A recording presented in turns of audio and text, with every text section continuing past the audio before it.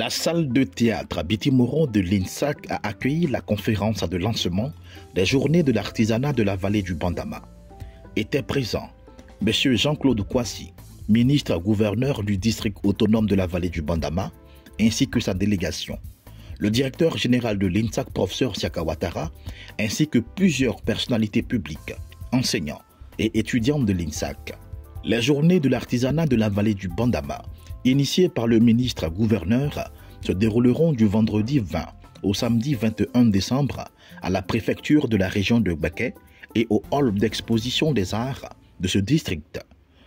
Ce que nous attendons des deux journées que nous organisons les 20 et 21 décembre 2024, c'est d'abord une qualité d'image, une image, et je le disais tout à l'heure, qui soit juste et une image qui soit vraie de nos artisans et de leur capacité réelle.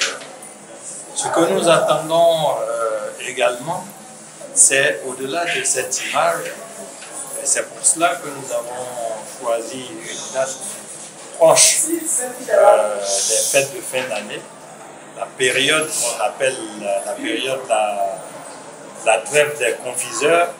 C'est cette période que nous avons choisie parce qu'en cette période-là, généralement, les gens ont beaucoup plus de moyens. Nous avons choisi cette période pour que nos artisans puissent également vendre et bien vendre au-delà de ce qu'ils viennent juste exposer par rapport à l'image.